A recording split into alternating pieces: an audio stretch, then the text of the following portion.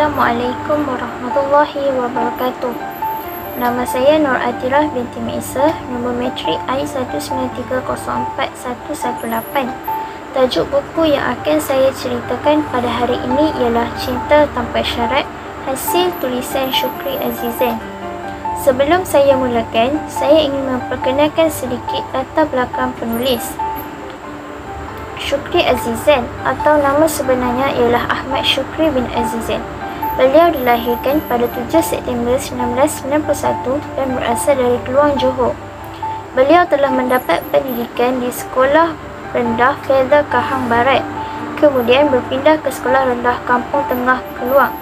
Seterusnya, beliau bersekolah ke Sekolah Menengah Sultan Abdul Jalil dan berpindah sekali lagi ke Sekolah Menengah LKTP Kahang Timur Keluang, Johor dan mendapat keputusan cemerlang SPM pada tahun 2008.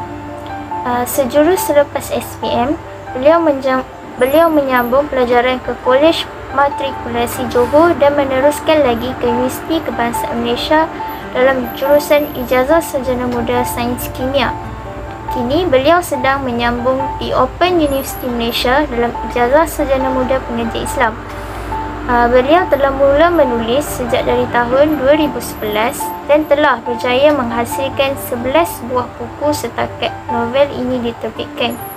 Kini, beliau adalah editor Sentap Press Sendirian Berhad yang beroperasi di Shah Alam, Selangor dan juga merupakan penulis serta admin tetap Tarbiyah Sentap. Sekarang, saya akan teruskan dengan menceritakan mengenai sinopsis novel ini.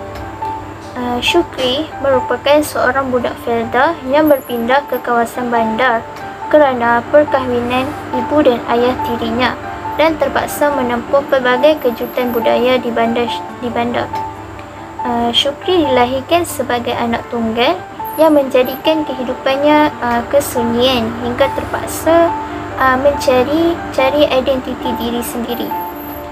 Pada masa yang sama, dia juga tercari-cari kepingan memori misteri yang masih kabur dalam ingatannya.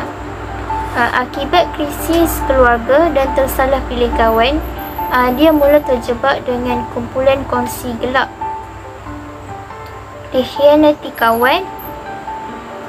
Bukan itu saja, bahkan dia juga mempunyai kebencian yang mendalam terhadap ayah tirinya. Seterusnya, dia dibuang sekolah yang akhirnya membawa kepada keraguan tentang Tuhan hingga tahap mencabar kewujudan Tuhan itu sendiri. Ketika itu, Puan Jamiah iaitu Ibu Syukri semakin buntu dengan kelakuan anak tunggalnya itu. Apatah lagi setelah mengetahui anaknya itu telah dibuang dari sekolah. Tidak lama kemudian, Syukri telah berpindah ke sekolah baru. Di sekolah baru ini, Syukri bertemu dengan Ustazah Rosiah, seorang guru pendidikan Islam di kelasnya. Sifat skeptikalnya terhadap golongan agamawan yang dirasakan belagak alim sedikit demi sedikit terhakis, terutamanya selepas pertama kali berbual secara peribadi dengan Ustazah Rosiah. Sejak dari peristiwa tersebut, Syukri sudah mula berubah dan pulang ke pangkal jalan. Di pengakhiran cerita, Syukri telah berkahwin dan beliau menjadi seorang penceramah bebas. Pengajaran yang kita dapat pelajari dari novel ini ialah kita perlulah menghargai, menghormati serta mengasihi ibu bapa selagi mana mereka masih hidup. Walaupun mereka melakukan kesalahan, kita sepatutnya sentiasa memaafkan mereka tanpa sebarang syarat. Memang benar ia amat sukar, tetapi sedarlah bahawa lagi sukar jika kita tidak mencuba.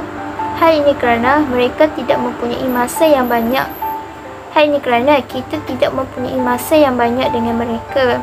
Oleh itu, selagi mana mereka tidak menyuruh sesuatu yang melanggar perintah agama, maka patuhilah mereka sepenuh hati. Selain itu, sedarlah bahawa Allah telah memberikan hidayah kepada kita setiap hari. Bukan hanya kita sahaja, kepada kita setiap hari. Bahkan hanya kita sahaja yang tidak sedar.